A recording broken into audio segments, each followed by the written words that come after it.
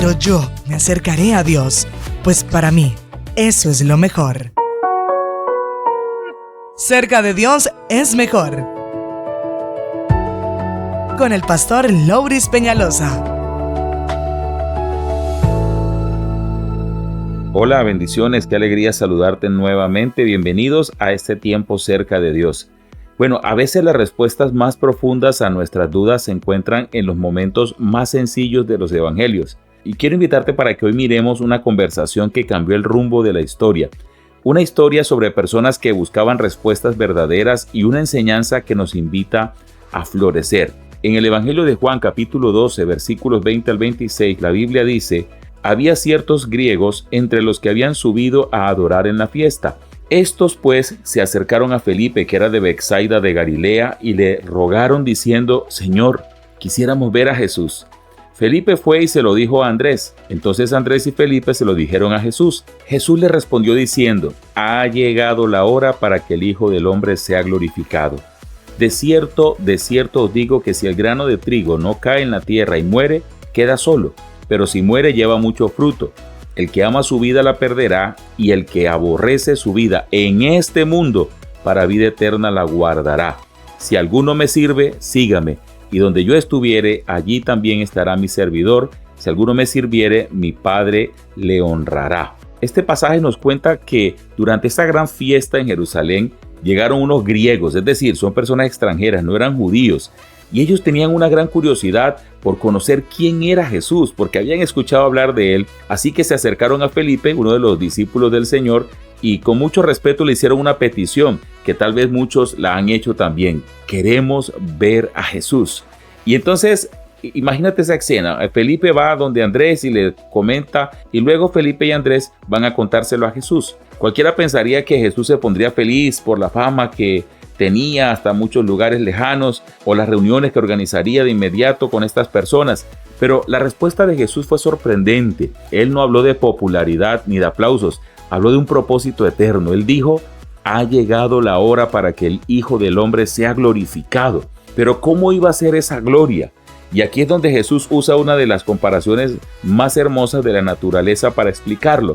Y él dijo: si el grano de trigo no cae en la tierra y muere, se queda solo, pero si muere lleva mucho fruto. Y básicamente lo que significa esto es que una semilla pequeña, si usted la deja guardada en un frasco sobre la mesa, en algún lugar, se va a ver bonita, la va a guardar, pero esa sigue siendo una sola semilla, no va a pasar nada con ella. En cambio, si la siembras, cae en la tierra profunda, muere a su estado original, se descompone la semilla como tal, se rompe, pero al romperse le da vida a una nueva planta que pronto dará cientos de granos.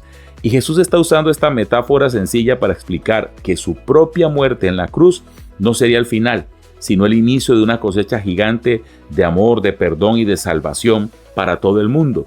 ¿Y por qué Jesús habla de esto? Porque estos griegos querían conocer a Jesús y Jesús dice: yo voy, pero sabía que al ir a aquel lugar lo iban a encontrar, lo iban a apresar y luego él iba a morir. Obviamente, él vino a morir y era el momento de hacerlo, pero él está hablando de esto: el grano de trigo tiene que morir para poder llevar fruto.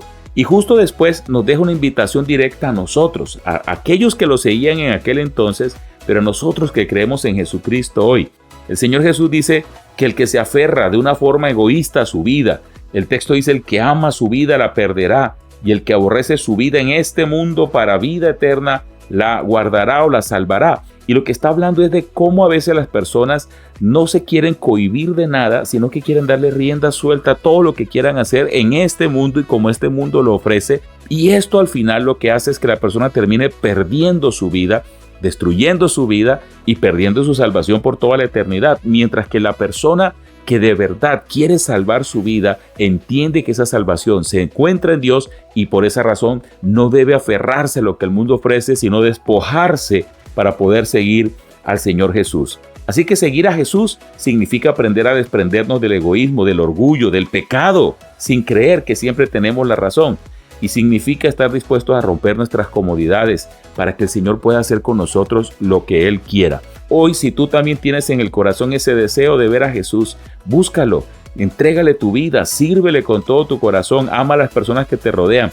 Vive en obediencia a su palabra, pero recuerda que para dar frutos hay que aprender a soltar, hay que aprender a morir a nosotros mismos.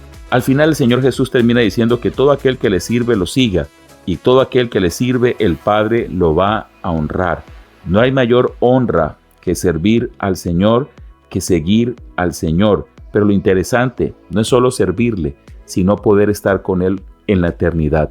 No estamos hablando de una religión, ni de frases bonitas, sino de la salvación. Jesús ahora iba a entregar su vida en la cruz. Sabía que iba a morir por nosotros y lo hizo con toda decisión y con plena conciencia, porque para Él, tú y yo somos muy importantes. Estuvo dispuesto a morir para que tú y yo viviéramos.